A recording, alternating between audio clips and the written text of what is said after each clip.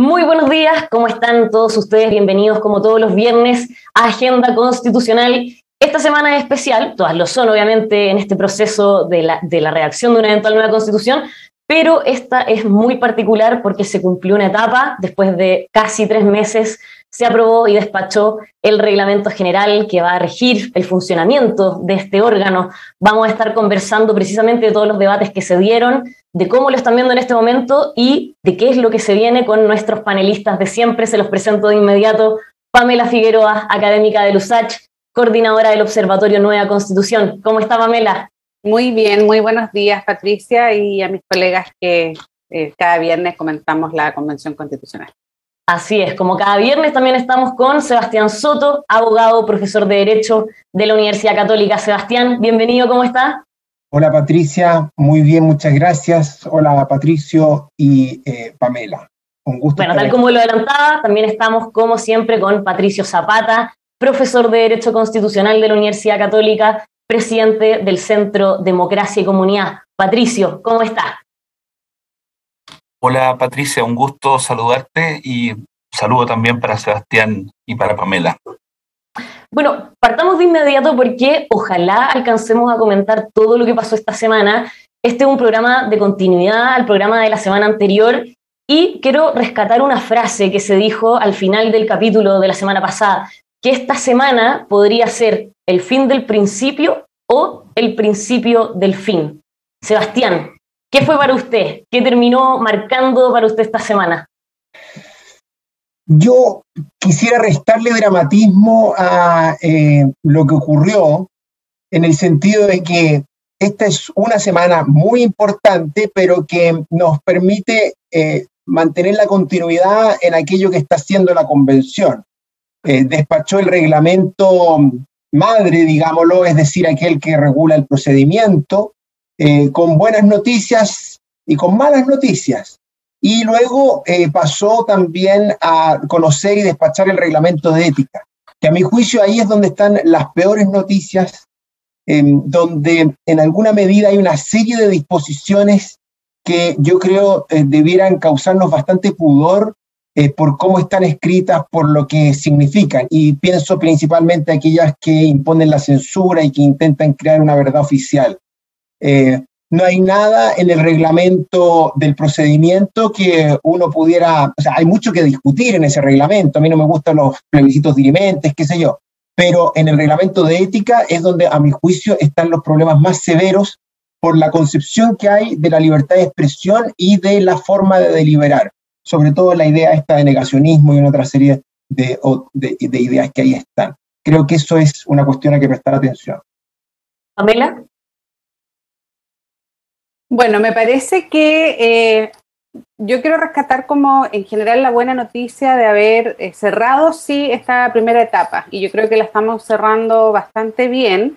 La Convención Constitucional sobre todo las últimas semanas que han sido muy intensas, ha ido trabajando a un ritmo muy adecuado, muy apropiado para cumplir en tiempo y forma la aprobación del reglamento, que ellos mismos se habían autoimpuesto un plazo, ¿no es cierto? Y creo que eso, además, si uno lo mira en términos comparados con otros procesos constituyentes y los fantasmas que habían en relación a la capacidad real que tenía la Convención Constitucional de aprobar un reglamento general, me parece que eso es una muy buena noticia. Obviamente, dentro del reglamento hay cosas que podemos ir analizando en detalle, ¿ya? Y probablemente vamos a tener distintos puntos de vista. La convención es muy plural y también el trabajo de poder llegar a consensuar distintos ámbitos era un trabajo difícil, pero que se logró bien. Entonces, ahí creo que esa es una muy buena noticia a destacar. Me parece que también el reglamento, de las cosas que me parecen más destacables, es que se acoge ya a la normativa del proceso constituyente propiamente tal, que era algo que también se puso en cuestión en algún minuto, y de las pocas normas que dio la reforma constitucional al capítulo 15, los contornos que se dieron al proceso constituyente, el reglamento se da dentro de ese contexto, y eso me parece que es una muy buena señal para lo que ya se logró y para lo que viene. Y claro, el reglamento de ética, hay muchas cosas que también me llaman la atención. Creo que hay una sobrenormativa sobre diversos aspectos. Y eso creo que responde a un alto nivel de desconfianza que tenemos como sociedad. ¿Ya? Siento que hay una necesidad, ¿ya?, de normar y sancionar conductas que están basadas en una alta desconfianza. Entonces me gustaría que en los próximos meses avancemos en un diálogo más hacia la confianza, hacia construir cosas juntos, que solamente normar y sancionar ciertas conductas. A lo mejor ya a medida que conversemos podemos ir como desglosando algunos puntos en esa materia. Sí, sin duda vamos a estar desglosando lo que pasó con la Comisión de Ética ayer, todo el tema del negacionismo, pero antes de eso, Patricio, ¿qué terminó siendo para usted, ya que fue el autor de esta frase, que esta semana marcaba el fin del principio o el principio del fin, y usted lo decía especialmente enfocado o pensando en qué iba a pasar con los 2 tercios? Hablemos de los 2 tercios y de lo que significó finalmente esta semana para usted. Los 2 tercios nos ha acompañado ya por tanto tiempo y se ha transformado en una cuestión tan central. Antes de hablar de lo bueno y lo malo, yo creo que podríamos convenir en que lo ocurrido vuelve mucho más posible que tengamos nueva constitución. Hagamos el ejercicio. Estamos en octubre del 2021. A principios de octubre del 2019, ¿quién hubiera dicho que íbamos a estar en un proceso constituyente, no sé, 10% posibilidades? Saltemos a principios de octubre del 2020, antes del plebiscito, 20% de posibilidades. Pensemos en julio, cuando comenzó la convención. Entonces, yo creo que como dato, para los que están entusiastas, para los que están tristes, los que están asustados, los que están complicados, esto avanza. A veces avanza de manera mejor, a veces avanza de manera peor, pero avanza. Estamos más cerca de lo que estábamos hace una semana, de que tengamos finalmente un proyecto de nueva constitución. Por favor, y estoy hablando de un 60%, no estoy diciendo que no queden montones de incertidumbres y montones de peligros, pero es bueno ir reconociendo el bosque, y no quedarnos en los memes, en la escaramuza A o la escaramuza B. Yo creo que se pudo haber resuelto mejor el tema de los 2 tercios. Creo que al final hubiera sido preferible que no hubiera votado la convención una norma que lo que hace es repetir la Constitución. Esa regla tiene un valor autónomo. Vale, estén de acuerdo 155 convencionales o estén de acuerdo 5 convencionales. Haberla puesto ahí, haberla expuesto ahí, fue un riesgo. Ahora sabemos que no hubo 103 votos para aprobar ese artículo. Haberlo votado por los 2 tercios suponía un riesgo muy grande. No haberlo votado por los 2 tercios, haberlo aprobado con 96 votos, es un precedente complejo, un precedente peligroso. Creo que en sí mismo no es un vicio jurídico, pero es un peligrosísimo precedente si es que más adelante alguien quiere empezar de nuevo a discutir esto y usa como argumento, oye, pero si lo aprobamos por mayoría simple, ¿no es cierto? Y los abogados siempre nos preocupamos de los precedentes, y vamos a tener ocasión de hablar de otros riesgos y otros peligros, pero yo quiero destacar que estamos bastante más cerca de tener un proyecto de nueva constitución de lo que estábamos hace 15 días. Sebastián, respecto a lo que menciona Patricio, de lo que pasó con los 2 tercios, esta votación por mayoría simple, algunos celebraran finalmente esta estrategia que se utilizó, porque si no, no estaban los votos, pero de todas formas hay alertas de un posible debilitamiento jurídico de que se haya esto, lo que menciona Patricio con esta exposición. Más allá de ese análisis en particular, ¿cómo ve también lo que pasó finalmente con los plebiscitos dirimentes, que muchos dicen que terminan provocando que también se pueda saltar el tema de los 2 tercios? Sí, yo coincido con lo que has señalado tú, Patricia, y también con lo que dice Patricio respecto a los 2/3. Ahora, ¿cómo se vincula esto con los plebiscitos dirimentes? Yo creo que es todavía una pregunta abierta. Pero yo me atrevería a decir dos cosas. La primera es que los plebiscitos dirimentes son una trampa. No son una trampa contra los 2/3, en el sentido de que pudieran imponer una norma constitucional que no tiene 2/3, sino que me parece que es una trampa en contra de la deliberación al interior de la convención, en contra de los acuerdos al interior de la convención. Porque básicamente lo que hacen es quitar la presión necesaria y legítima que debe existir en toda asamblea deliberativa para alcanzar acuerdos. Y entonces ahora hay una puerta de escape que está ahí. No sabemos muy bien de qué tamaño es esa puerta, no sabemos muy bien a qué camino nos lleva, pero se nos dice que está ahí, y entonces yo puedo, con mayor libertad, con mayor soberbia muchas veces, sentarme en mi posición sin llegar a acuerdos, sin negociar. Y creo que eso es una trampa a la deliberación, es una trampa a los caminos de los acuerdos. Es la vía fácil. Y por eso a mí me cuesta entender que se haya preferido ese camino, el camino de un plebiscito dirimente al final, que no sabemos muy bien cómo va a ser, a el camino de sentarnos a conversar y alcanzar los 2/3. Pero además es una trampa por otra razón, y es porque todos aquellos que lo aprueban, o la mayoría de aquellos que lo aprueban aparentemente, saben que no pueden implementarlo, y entonces es una medida de presión. Es una medida de presión que es de las peores, o que es de las más feas, porque en el fondo yo tiro la piedra, propongo la idea, y luego traslado la responsabilidad a otro, sabiendo que es una idea inconveniente, que es una idea que le resta fuerza a la negociación. Entonces es una posición también muy cómoda, y a mí definitivamente no termina por gustarme y por convencerme, y lamento que se haya incorporado en el reglamento como un mecanismo legítimo, o más bien como un mecanismo viable. Creo yo que no es legítimo, cuestiono yo también su constitucionalidad, pero como un mecanismo posible en todo este proceso.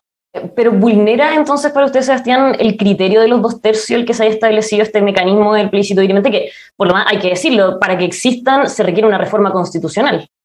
Por supuesto, se requiere una reforma constitucional, y entonces la pregunta si vulnera o no la regla constitucional hoy día es difícil responderla, porque no sabemos exactamente qué es en el reglamento ese plebiscito dirimente. Lo que sí es cierto es que vulnera una cuestión evidente al interior de la convención, que es el ánimo por los acuerdos. Ahora, si es que la reforma constitucional va a decir entonces que cuando hay plebiscito dirimente no necesariamente tiene que haber 2/3 y todo eso, bueno, habrá que discutirlo. Pero te fijas que simplemente se pone el titular que parece muy atractivo, pero que finalmente causa daño. Pamela, ¿cómo vio usted lo de los plebiscitos dirimentes? En el fondo, lo que se termina aprobando es que en caso de que una norma constitucional no alcance los 2/3, pero sí una mayoría, los 3/5, se puede finalmente zanjar a través de este mecanismo. Sí, bueno, mira, lo primero que me gustaría decir es que quiero quedarme con la argumentación que dio la presidenta de la convención, Elisa Loncón, sobre que los 2/3 son una oportunidad para llegar a acuerdos amplios. ¿Ya? Me parece que eso es bien importante, además, que lo diga la presidenta de la convención, porque resignifica también los 2/3. Yo creo que en el contexto de la Convención Constitucional, incluso luego que se dio el acuerdo por la paz y la nueva Constitución y se aprobó la reforma al capítulo 15, hubo un debate más político que jurídico con respecto a los 2/3 y qué significaban los 2/3 en la actual Constitución, en la Constitución del 80 y lo que buscaban esos 2/3 y lo que significan los 2/3 de la Convención Constitucional. Entonces creo que hay que darle una resignificación política, ya de sentido político. Y me parece que en ese sentido es valorable lo que sucedió en la Convención Constitucional con todas las dificultades, porque era un camino riesgoso el que tomaron los convencionales constituyentes de cómo abordarlo, pero por lo que uno vio, de lo que declararon varios convencionales que estaban a favor de los 2/3, pero que estuvieron a favor también de hacerlo en esta votación al interior de la convención, era hacer un camino un poco más largo, pero que implicara ya un proceso de darle legitimidad interna en la Convención Constitucional, porque finalmente creo que lo importante de eso es que ya no hay discusión de que las normas se tienen que aprobar por 2/3. O sea, nadie al interior de la Convención podría decir que eso fue un acuerdo en el que ellos no participaron, porque en general los que justificaban su argumentación en contra de los 2/3, no solamente porque lo señalaban que era autoritario, sino que también ellos no habían concurrido a ese acuerdo. Entonces ahora ya están todos involucrados. Y eso creo que incluso, Pamela, disculpe que le interrumpa, se termina aprobando esta indicación que se le llamaba la norma candado, que en el fondo imposibilita que se pueda cambiar lo de los 2/3. Claro, entonces me parece que desde esa perspectiva, como buscando la parte positiva del proceso, me parece que ya es indiscutible. Con respecto a los plebiscitos dirimentes, yo coincido que el plebiscito dirimente no es el mecanismo más democrático que fortalezca la deliberación constitucional. Me parece que no lo es, y lo he dicho en todas las ocasiones que se me ha consultado, porque los plebiscitos dirimentes tienen dos aspectos que debilitan la deliberación democrática. Uno son convocatorias desde arriba hacia abajo, ¿no es cierto? En el fondo es el que quiere tomar una decisión, el que define los términos, las preguntas, lo que se va a consultar. Por tanto, no es cierto que es un mecanismo de abajo hacia arriba para los que buscan como mayor participación. O sea, eso primero. Y segundo, los plebiscitos dirimentes son polarizantes, ¿ya? No, son preguntas, como todo plebiscito, que tienen dos opciones y por tanto tienden a la polarización. Y voy a insistir en que todos los estudios de opinión pública que se han ido haciendo la ciudadanía está valorando a los convencionales constituyentes que buscan acuerdo y construcción de mayoría. La forma de elección de la Convención Constitucional fue una forma inclusiva, con paridad, escaños reservados, con independientes y partidos políticos. Los mecanismos al interior de la Convención apuntan a la deliberación. Entonces, me parece que los plebiscitos dirimentes no aportan a la deliberación constitucional. Entonces, en esa línea quiero como fundamentar ese aspecto, porque también creo que los convencionales constituyentes sienten una presión de sus electores de incorporar la participación en los debates, y ellos buscan legitimar señalando este tipo de mecanismos. Pero me parece que lo importante es tener un proceso de participación y sobre todo que el debate sea muy transparente para fortalecer el apoyo ciudadano al trabajo de la convención y así que tengamos un buen plebiscito ratificatorio final. Pero también me queda ese espacio que se planteaba acá, que los plebiscitos dirimentes están puestos en el reglamento, pero requieren otro procedimiento, que es la reforma constitucional, y eso requiere involucrar a otros actores. Entonces queda como esa duda si realmente se incluye como para responder a lo que algunos convencionales sienten que es una demanda de la ciudadanía, ¿ya? Y que más bien es una cuestión de carácter político, y porque de alguna manera ellos se eximen de responsabilidad si es que no se aprueban los plebiscitos dirimentes en la instancia que corresponde, ¿ya? Es como decir, lo planteamos, pero bueno, finalmente no se pudo. O si realmente hay un convencimiento de eso, porque yo creo que quiero resaltar que es importante para fortalecer la legitimidad del proceso constituyente y de la democracia futura de Chile, o sea, la democracia del segundo ciclo, en el fondo, que la participación ciudadana sea deliberante, ¿ya? Me parece que los plebiscitos dirimentes no cumplen con esa perspectiva. Patricio. Coincido bastante. Claro, yo creo que no es una ni dos, sino varias veces en que me parece que se incorporan en los reglamentos cuestiones que no son, como decimos los abogados, órdenes o prohibiciones. No son estrictamente reglas. La definición de ley de nuestro sistema jurídico es algo que manda, prohíbe o permite. Normalmente uno en las leyes, en los reglamentos, no expresa deseos, no expresa cariño, no deslinda responsabilidades, no pide por favor, no le habla a la galería. Uno define una orden que se puede cumplir y cuya sanción está prevista. Cuando se meten algunas expresiones de deseo en el reglamento, o como dice Pamela bien, lo coloco para que quede claro qué es lo que pienso, para que nadie me acuse de algo, bueno, se tensiona la función del derecho, se generan expectativas, porque la gente está mirando la convención y ve que se aprobaron los plebiscitos dirimente. Escucha eso. Y después resulta que no va a haber un plebiscito dirimente. ¿Y qué es lo que pierde ahí? Fuerza, ¿no es cierto? Pierde la seriedad del proceso, la gente se empieza a enredar.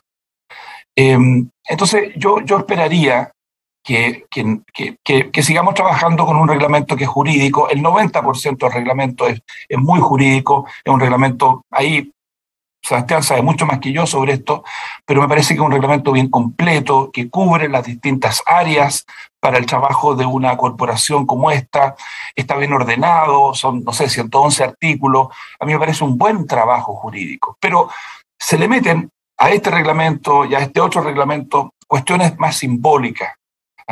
Y se produce entonces una medición de fuerzas. ¿Quién le tiene más cariño a los 2/3? ¿Quién le tiene menos cariño a los 2/3? ¿Quién quiere que se reemplace a Rojas Vade de esta forma? ¿Quién quiere? Cuando resulta que todo eso no lo puede ordenar la convención. Ellos lo saben, el ciudadano no necesariamente lo sabe, entonces esa es otra trampa, que jugar con las expectativas de los ciudadanos. Es peligroso. La convención tiene que cuidar su prestigio y en la base del prestigio está no generar expectativas, no hacer política de campaña. Yo entiendo, para mucha gente este es un tiempo complejo porque tienen que estar sus compañeros de partido, ¿no es cierto?, recorriendo las ciudades, recorriendo nuestros barrios y están siendo criticados. Ayer yo veía un foro en que una candidata del Frente Amplio era duramente cuestionada por la forma en que votaron sus correligionarios en la convención. Eso está pasando. Yo el llamado que le haría a los convencionales, en vez de ceder a la presión de las barras bravas, porque las barras bravas están ahí tuiteando, ¿no es cierto? Y eso vale para convencionales de derecha y de izquierda, sometidos a la presión de las barras bravas, apuesten más bien a ese 60-70% que se va a necesitar para el plebiscito de salida, a esa mayoría silenciosa, que no está todo el día haciendo ruido ni escándalo, y que está mirando con ojos atentos la convención y a la que hay que respetar, no generarle falsa expectativa. Ese sería mi llamado a los convencionales, porque obviamente hoy día están siendo presionados en un contexto de campaña electoral por los grupos más activos, los grupos más motivados, las barras bravas. Hay que salirse de esa lógica, creo yo. En ese sentido, Patricio, en esto de ceder ante las barras bravas, un poco lo mencionó Pamela. ¿Qué le pareció la declaración de la presidenta Elisa Loncón cuando ella dice, los 2/3 fue una votación difícil para mí, pero voté a conciencia como presidenta de la Convención Constitucional? ¿Cómo lo vio? Bueno, acordémonos del temor que algunas personas tenían hace meses atrás, de que no iba a ser posible que los convencionales votaran con libertad, porque incluso, ¿se acuerdan ustedes la imagen de que iba a haber una turba permanente rodeando el edificio? Y que eso iba a significar que íbamos a tener puras votaciones, digámoslo así, bajo presión. O sea, hay presión, pero a mí me parece que lo que ha ocurrido demuestra que están ejerciéndose las libertades, la gente está votando de acuerdo a su convicción. Entonces la gente que votó contra los 2/3 lo hizo por convicción, la gente que votó por los 2/3 lo hizo por convicción.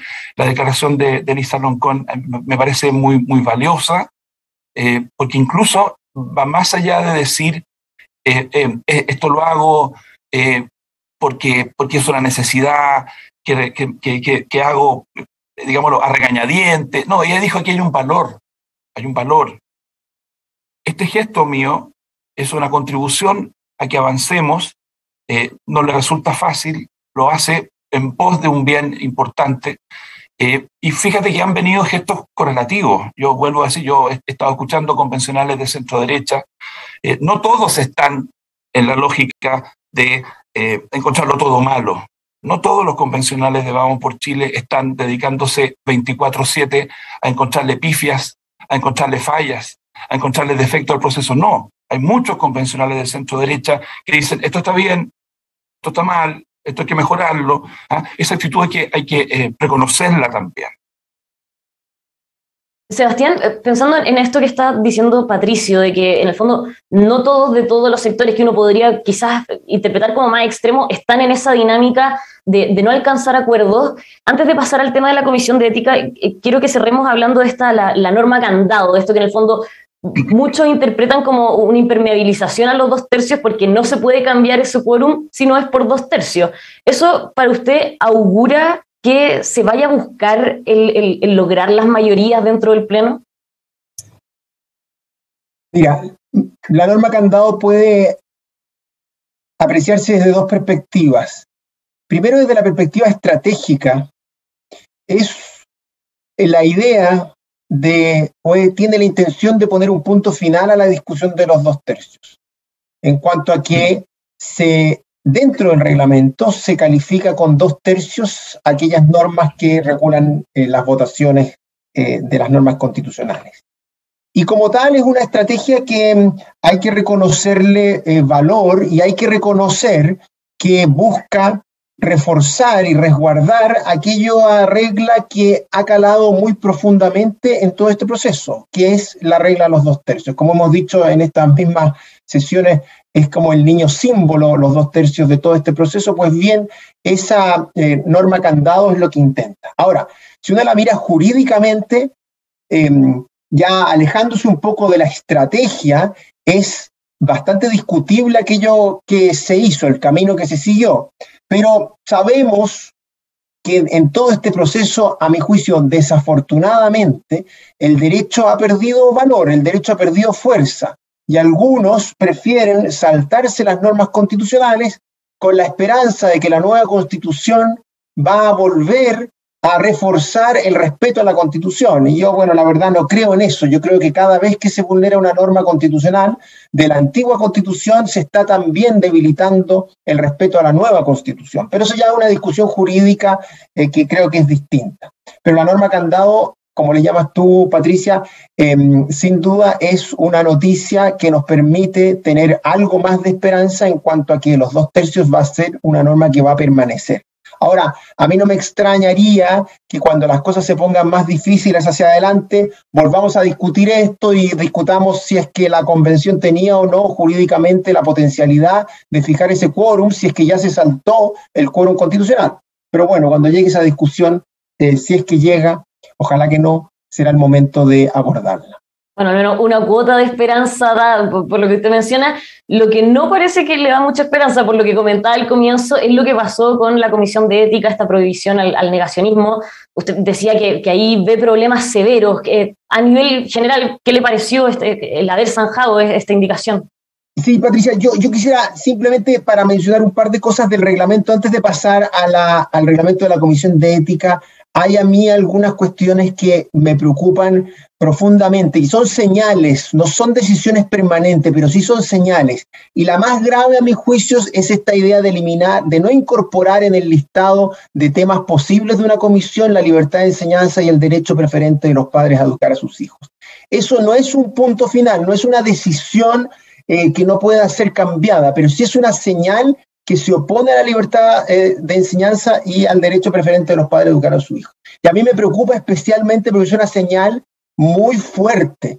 Pensemos que se incorporó, por ejemplo, el derecho al deporte, que se incorporaron los derechos a la vida no humana, el resguardo de la semilla ancestral y campesina, la autonomía del pueblo tribal afrodescendiente. Bueno, todo eso se incorporó, que a mí me parece pueden ser cosas importantes, y se dejó de listar el derecho de los padres a educar a sus hijos y la libertad de enseñanza. Y a mí me da la impresión de que ahí, junto con las reglas que vamos a hablar del negacionismo y la censura, nos dan una idea de que hay ciertas libertades en las cuales la mayoría de la convención no cree.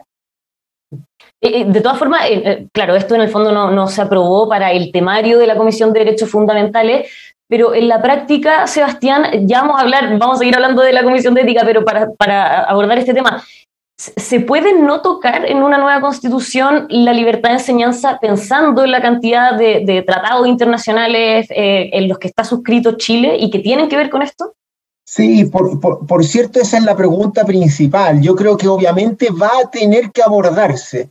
Y por eso yo digo que esto no es una decisión que no pueda ser cambiada, pero sí es una señal. Y esa señal es una señal luminosa, es una señal que hay que atender. ¿Por qué? Porque se incorporan otra serie de materias en este listado, como las que mencioné, que son claramente menos importantes que la libertad de enseñanza. Y la libertad de enseñanza obtuvo votos en contra para no listarla. Y a mí eso me parece preocupante. Pamela, libertad de enseñanza, pero también ya para ir pasando a lo que pasó con la Comisión de Ética. Sí, lo de libertad de enseñanza creo que es una discusión que está un poco sobredimensionada, ¿ya? Yo creo que no es un tema que esté vetado en el debate de los contenidos constitucionales, lo han dicho bastantes personas, pero me parece que cuando inicialmente esto se puso por algunos convencionales de derecha y el presidente Sebastián Piñera opina sobre el tema públicamente, se generó un conflicto que es un poco ficto desde mi perspectiva, un poco ficticio. Y creo que como otros temas que hemos venido hablando, también recoge una tensión que ha tenido la sociedad chilena desde que existe la Constitución de 1980, la actual Constitución. Recordemos que en 1980 también vino la Ley General de Universidades, la municipalización de la educación pública, y a partir de eso se generó un derrotero, ¿no es cierto?, de destrucción de la educación pública, que tiene un impacto muy fuerte ya en el imaginario también social. Y yo creo que cuando tú tienes nuevos actores en el debate público, ese es un tema que obviamente va a salir, va a expresarse, pero no me parece que haya una tendencia en la Convención Constitucional a limitar la libertad de enseñanza, sino que es más bien a fortalecer el derecho a la educación, y que es tan necesario, sobre todo en el momento económico y social que tiene Chile. O sea, nosotros no vamos a poder fortalecer el desarrollo del país si no fortalecemos la educación pública, y eso me parece que es un hecho que está planteado desde la economía, desde la sociología, y también se va a abordar en temas constitucionales. Entonces creo que entiendo lo que se plantea, que es una preocupación, pero me parece que es un debate que está sobredimensionado. O sea, la libertad de educación va a estar con el derecho a la educación, que es lo que no está expresado actualmente. Yo creo que eso es el punto que se quiere hacer con respecto a ese punto. Así que creo que cuando conversemos en unas semanas más sobre los contenidos, vamos a estar hablando que sí se va a determinar la libertad de la educación, pero dentro de lo que es el derecho a la educación y el fortalecimiento de la educación pública. Eso me parece que es clave, sobre todo por la estructura económica y social que tiene Chile. O sea, nosotros somos un país que estamos muy atrás en términos de capital humano, en términos de creación de conocimiento, y si queremos un desarrollo ya distinto para nuestro país, tenemos que fortalecer la educación pública. O sea, me parece que está dentro de la conversación de los grandes consensos que tiene nuestro país. Y eso no significa que los padres no van a poder elegir. O sea, por eso creo que es como muy ficticia esa conversación. Patricio, brevemente para que podamos pasar ya al tema del negacionismo y la Comisión de Ética, ¿usted cómo ve este debate por el tema de la libertad de enseñanza? Obviamente no está nada zanjado, pero yo creo que es de esas discusiones del aperitivo que te permiten imaginar cómo van a ser las discusiones cuando llegue el plato de fondo o el postre. Y claramente, yo creo, tenemos en la convención a un grupo importante que parece querer priorizar, cuando hay tensión entre las libertades de los individuos y lo que sería el bienestar colectivo, parece querer priorizar el bienestar colectivo, incluso dispuesto a sacrificar un poquitito la libertad individual. Eso nos va a llevar en un minuto más a hablar de la discusión del negacionismo. En el fondo, sacrificar un poco o bastante la libertad de expresarnos con nuestras diferencias, con nuestras formas de pensar, en pos de una supuesta mejor convivencia, de un ambiente más limpio, más digno. Yo espero que la convención llegue a un equilibrio que ha sido el equilibrio de nuestra patria, en que logramos conciliar la libertad de los individuos para poder rezarle al Dios que quieran rezarle, para poder educar a los hijos de acuerdo a sus valores, a los valores de la familia, la libertad para opinar y decir las burradas que uno quiera decir mientras no esté incitando a un delito, ¿no es cierto? Con un bien común, con la dignidad, con la igualdad, con el derecho a la educación inclusiva. Si no somos capaces de conciliar eso y nos encerramos en una pelea a muerte, en un gallito a muerte, entre la libertad por un lado y la igualdad por el otro, eso no va a salir bien, no va a salir bien. Entonces yo espero que cuando se discuta el tema enseñanza, educación, no lo veamos en términos binarios. Hay que elegir. O educación pública, educación gratuita, o libertad de enseñanza. Ojalá que no lleguemos a esa desafortunada conclusión, pero es un aperitivo preocupante. Lo mismo me pasa con el negacionismo, preocupante. Negacionismo, hablemos de lo que se zanjó en la Comisión de Ética. ¿Cómo lo vio, Patricio? Ha generado bastante debate. En el fondo esto podría atentar o no contra la libertad de expresión, se puede leer como censura, cuánto afecta o no la discusión dentro del Pleno, dentro de la misma convención. A mí me parece muy valioso que la Convención quiera instalar el respeto a los derechos humanos como la piedra angular sobre la cual se construye la nueva Constitución. Y que se le pida a los que participamos en el debate que seamos respetuosos de los derechos de los demás. Y que si incurrimos en ciertas faltas o atentados podamos ser sancionados. Ya, todo eso está bien. Pero, ¿qué pasa cuando empezamos a decir que hay un discurso que es verdadero? Hay un lenguaje que es el verdadero, que es el único correcto. Y empezamos a castigar a los que no comparten ese discurso. Yo creo que entramos en un camino súper, súper peligroso. Yo me alegro que no se haya aprobado la sanción que le impedía al culpable poder participar en los debates o poder votar. Entiendo que quedaron sanciones pecuniarias, entiendo que puede haber una amonestación por escrito, pero igual está mal, aunque no sea, digámoslo así, el garrote, y sea una palmadita, está mal. Este tema del negacionismo se ha discutido largamente. A mí me parece bien que tú puedas eventualmente sancionar a alguien que incita directamente a la violencia contra un grupo. El discurso de odio. En esto hemos discutido esto antes. Yo trato aquí de trazar unas fronteras que a algunos les parecen gelatinosas, pero estaremos de acuerdo que tal como salió el texto, el que a ti se te castigue por omisiones, porque no dijiste algo. O sea, hiciste una conferencia, por ejemplo, sobre el año 75-77, y tú hablaste de muchas cosas de lo que pasó en Chile, y no te referiste a lo que hizo la DINA ese año 75-77, ¿no es cierto? Y que prácticamente descabezó el Comité Central del Partido Comunista, y no hiciste una condena a lo que hizo la DINA en esos años. Automáticamente ese señor, esa señora que dio esa conferencia es un negacionista y lo vamos a castigar, porque tendría que haber dicho que la DINA descabezó al Comité Central del Partido Comunista de una manera cruel y bárbara, como yo lo pienso. Yo creo que es un camino muy, muy terrible y espero que no se apliquen sanciones por decir lo que uno piensa. Sebastián, ¿usted cómo lo ve? Por esto que mencionaba Patricio, en el fondo de cuánto va restringiendo o no el debate y si al final se podría incurrir en un futuro en que este tipo de decisiones, esta indicación, la prohibición al negacionismo y cómo va afectando la conversación diaria, podría también después interpretarse como una especie de pecado de origen en el mismo debate, de cosas que no se hablaron o cosas que se prohibieron para hablar.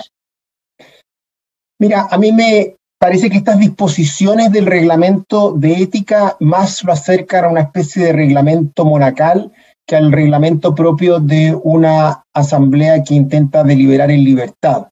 Juan Egaña, la Constitución moralista de Juan Egaña, es el hermano chico de un reglamento como este, donde la verdad es que se sanciona y se intenta imponer conductas y verdades oficiales. A mí eso me genera mucha preocupación, no sé si tanto, Patricia, por el vicio de origen que pueda implicar, sino que especialmente por la concepción de democracia que hay detrás de todo esto.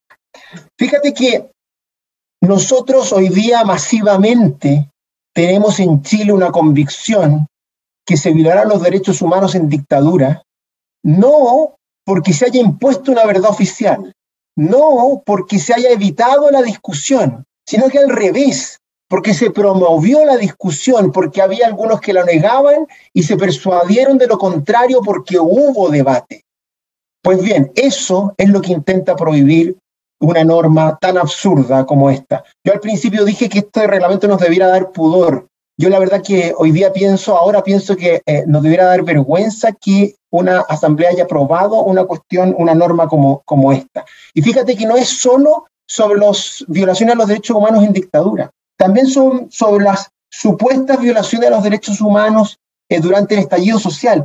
Y más absurdo aún es las atrocidades y genocidio cultural durante la colonización y la constitución del Estado de Chile. Es decir, lo que dijo Fernando Silva en el Mercurio el viernes pasado respecto a la pacificación de la Araucanía sería sancionado por una norma como esta. Y a mí eso me parece que no es solo una censura, no es solo una violación a la libertad de expresión, no es solo imponer una verdad oficial, sino que es básicamente desconfiar de la fuerza que tienen los propios argumentos. Y por eso, en vez de persuadir, se busca sancionar. Y yo esperaría que eso, junto a otras normas del reglamento, y que claro, al lado de esta quedan tímidas, pero las cuestiones vinculadas con el discurso del odio, las cuestiones vinculadas con sancionar a aquellos que someten a las víctimas a actos de revictimización y retraumatización.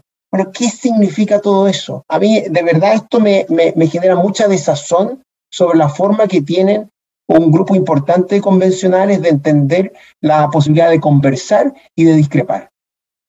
Pamela. Bueno, creo que coincido con lo que señalaba Patricio, de que es muy relevante poner el tema de los derechos humanos al centro del debate. ¿Ya? Creo que eso a veces uno lo da por hecho y no necesariamente es así, y eso es importante señalarlo, relevarlo y levantarlo. Segundo, creo que me parece que también el reglamento de ética nuevamente revela los altos niveles de desconfianza que existe en la sociedad chilena. No solamente hacia las autoridades y a las instituciones, sino que también entre las personas. Entonces, es tan alta la desconfianza que hay una necesidad, ¿ya?, de poner en un reglamento, ¿ya?, una descripción de conductas con sanciones asociadas, ¿ya? Y eso me parece que no es el camino más apropiado para la reconstrucción de confianza. Creo que sí hay cosas que es importante hacer en Chile con respecto al tema de violación a los derechos humanos, que aquí ya se ha señalado, ha sido un reconocimiento muy lento, ya, porque muchos sectores de la sociedad les costó mucho asumir y también sus responsabilidades. En Chile tuvimos un proceso muy doloroso, no solamente en las violaciones a los derechos humanos, sino que luego en la reconstrucción de la verdad, y muy, muy lento y probablemente con muchas tareas pendientes en cuanto a la justicia. Y yo creo que eso es un tema que tiene que ser también un aprendizaje como sociedad, que cuando no abordamos ese tipo de temas, reaparecen constantemente, ¿ya? Y eso creo que es importante señalarlo porque por eso vuelve a reaparecer ahora. Y que el camino a eso es la memoria y la formación en derechos humanos. Ya voy a volver al tema de la educación pública porque yo creo que es clave que para que tengamos una sociedad que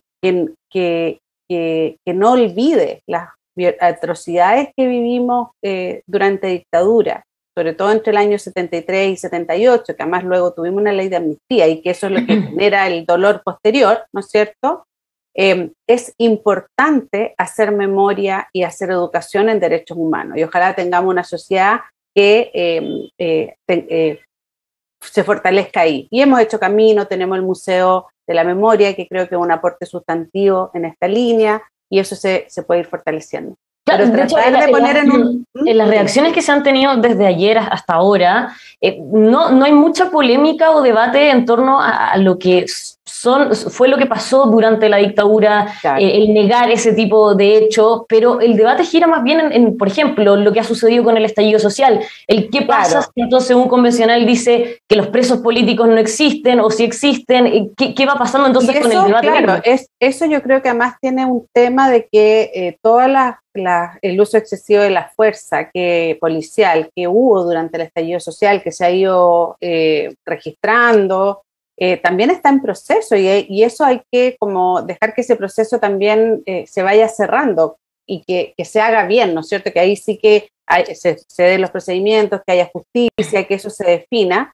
Entonces yo creo que tratar de traspasar todo ese debate en un reglamento, ya que va a andar buscando restringir también el debate y la discusión, creo que es un poco complicado. Sí me parece que es muy relevante poner el énfasis en los derechos humanos, pero también en la libertad de expresión. O sea, nosotros somos una sociedad plural, y ese pluralismo, ¿no es cierto?, tiene que expresarse en la conversación constitucional.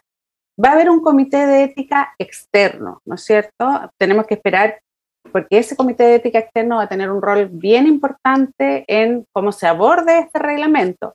Pero también sucede, y un poco lo que hablamos en otras materias, que si tú normas en detalle todo, ¿ya? Puede que muchas de esas cosas no necesariamente se ejecuten luego. Es decir, entonces es como esta cultura, ¿ya? De generar normas que tal vez sabemos que no se van a cumplir, o poner cosas que sabemos que no se van a cumplir, y eso erosiona más la legitimidad y erosiona más la confianza. Yo creo que es mejor consensuar cosas que sean más acotadas, pero que realmente vayamos a cumplir. Eso es lo que institucionaliza los procesos en profundidad. Y nosotros, para fortalecer la democracia, necesitamos institucionalizar, es decir, que las normas que tengamos estemos de acuerdo no solamente en que son esas, sino que se van a cumplir y que se van a enraizar en nuestra sociedad. Entonces me parece que cuando uno hace estas normas con demasiados detalles y cosas que son discutibles, tal vez si no se implementan, pierde, ¿no es cierto?, la legitimidad que requiere ese propio proceso. Bueno, y ahí hay todo un tema también de quién y quiénes van a hacer este comité externo, cómo van a estar revisando que los convencionales no caigan en esto del negacionismo, lo de las sanciones. Hay un procedimiento, claro, hay un procedimiento, y establecieron un procedimiento de denuncia, ¿no es cierto?, que tiene cómo se hacen las denuncias, cómo se apoyan, y eso también, en algunas cosas no solamente puede ser un poco difusa los hechos y cómo se van a establecer, sino también cómo se van a construir, ¿no es cierto?, esas denuncias, que también es relevante. O sea, creo que estamos en un proceso que a raíz de la desconfianza no necesariamente permite establecer un reglamento que sea ejecutable y cumpla con los objetivos que se han planteado. Patricio, ¿usted cómo ve en particular lo del comité externo? Porque en alguna de las críticas estaba que era peligroso dejar en decisión de otros, fuera de la convención, el tener la posibilidad y la capacidad de sancionar a los mismos convencionales, más allá de la expertise que puedan tener, obviamente. Yo prefiero, en principio, que si va a haber algún tipo de sanción por alguna falta, no sean los pares, porque la experiencia que yo observo es que tiende a haber pocas ganas de castigar a tus pares si son amigos tuyos, o son partidarios tuyos, o son correligionarios tuyos, y puede haber una tentación perversa de sí castigar a los que piensan distinto. Entonces, pero vuelvo a lo que estamos conversando antes. No establezcamos como conductas sancionables cosas que son tan opinables. Piensa tú que algunas de estas normas se aprobaron 77-75, 78-70. Entonces, realmente, fuera de la cuestión de principios, atentar contra la libertad de opinión, también hay una cuestión media utópica, digamos, vamos a imponer un debate de buen tono, vamos a imponer un debate respetuoso de la dignidad humana, 78-77, y vamos a castigar al que se salga de ese buen tono, de ese modo, de esa manera, a esos 77 que pensaban. Entonces yo creo que ahí salió mal esto, es una pena por el trabajo de los que estuvieron en la Comisión de Ética, algunos de ellos personas muy valiosas. Yo, de verdad, así como tengo en general aplausos que conceder a la Comisión de Reglamento, no todo salió perfecto, pero aplausos, ¿eh? Yo lamento la forma en que salió la Comisión de Ética. Y lamento que algunas de esas cuestiones se hayan zanjado por 2 votos o por 3 votos. ¿Eh? Así no debió ser. ¿Eh? Pero bueno, ahí está. Bueno, han habido tantas noticias esta semana que hay que intentar convencerlas todas. Algo que sin duda marcó todos los días, porque pasó el lunes, de hecho, fue esta declaración del vicepresidente Jaime Baza, cuando él un poco deja de manifiesto de que la nueva Constitución podría modificar el tiempo del periodo presidencial del futuro gobierno. Hay todo un debate de la interpretación del artículo 138, pero en general, Patricio, ¿qué le parece lo que dijo el vicepresidente? Bueno, yo entiendo que lo estaban entrevistando en televisión y él responde de una manera que efectivamente se presta a distintas interpretaciones. A primera vista parecía como que él estuviera diciendo que la convención tiene total libertad para cortarle el mandato al próximo presidente o a los próximos senadores o a los próximos diputados. Yo creo que Jaime Baza tiene perfecta conciencia, y en una entrevista que tú le pudieras hacer lo comprobarías, que la regla en la Constitución es distinta.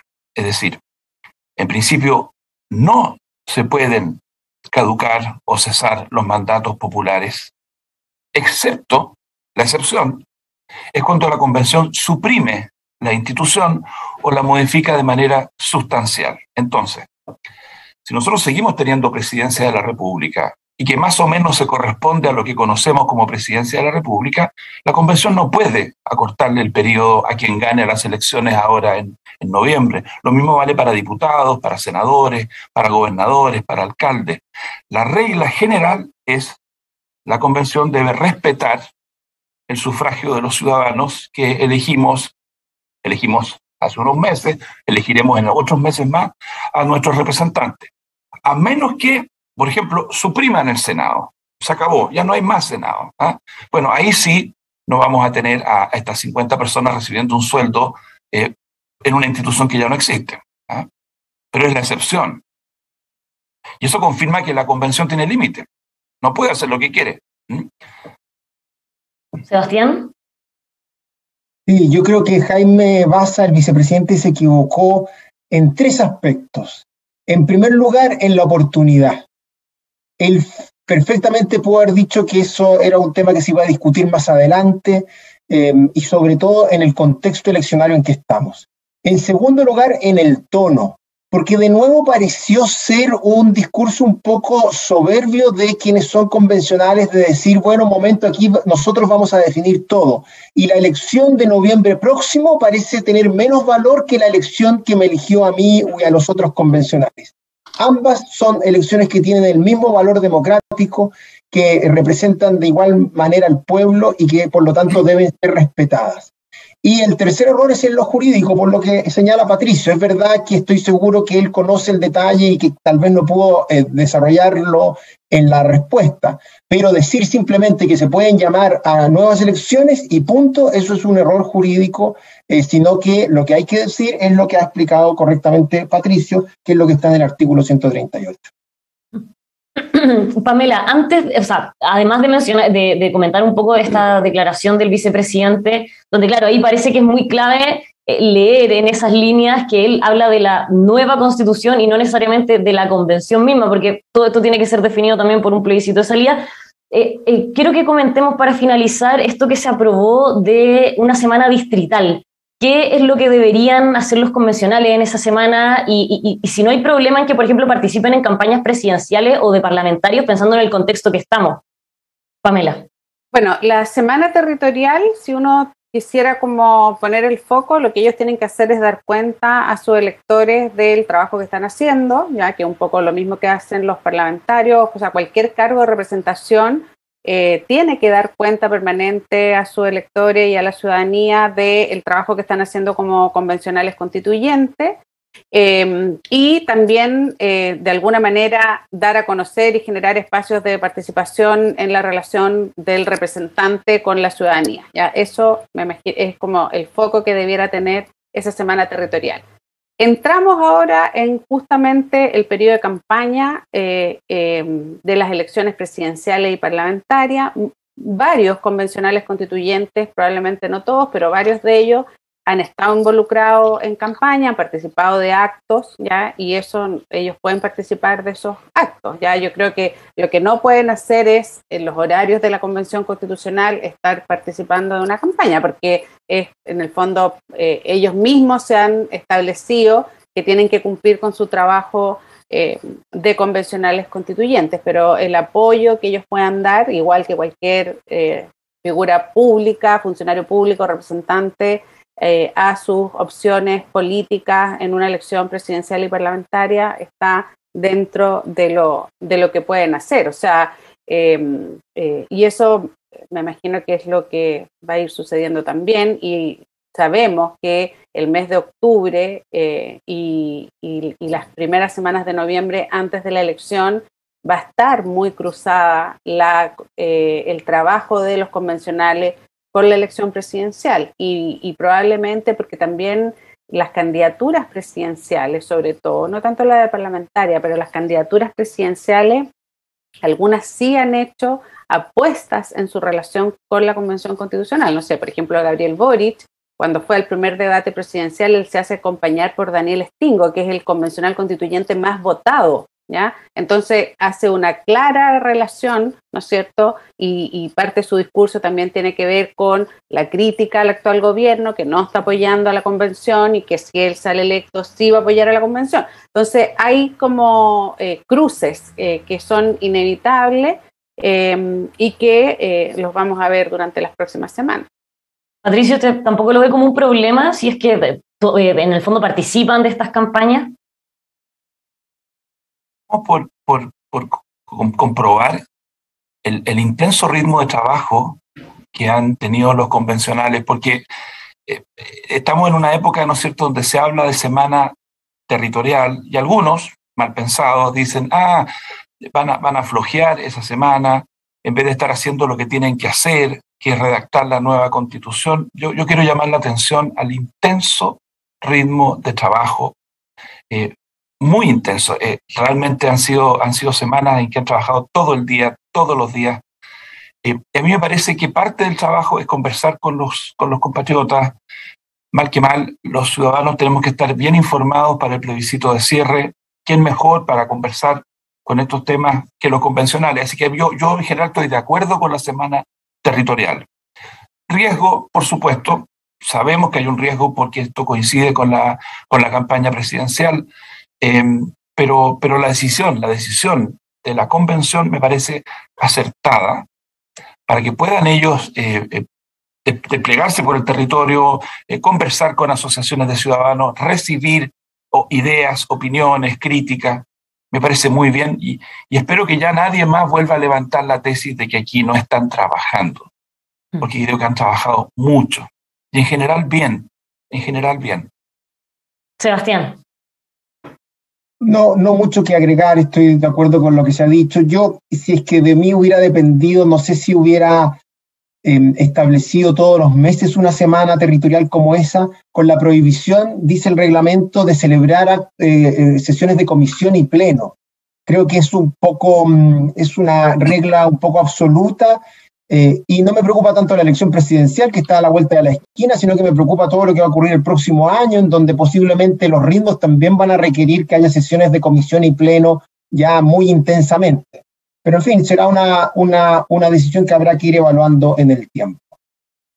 Bueno, ya hemos llegado al fin de Agenda Constitucional. Realmente eran muchísimos los temas para conversar, nos quedaron algunos en el tintero, pero vamos a ver si la próxima semana nos permite también ir un poco tocando todo lo que se va dando, porque los debates siguen, nosotros también seguimos con los análisis. Patricio, Pamela, Sebastián, muchísimas gracias otro viernes más por habernos acompañado. Muchas gracias, un gusto como siempre. Chao, Patricia. Bueno, y por supuesto a todos los que nos están viendo, los dejamos como siempre invitados a que sigan las transmisiones en vivo en EMOL TV de la Convención Constitucional y toda la contingencia aquí, como siempre, en emol.com.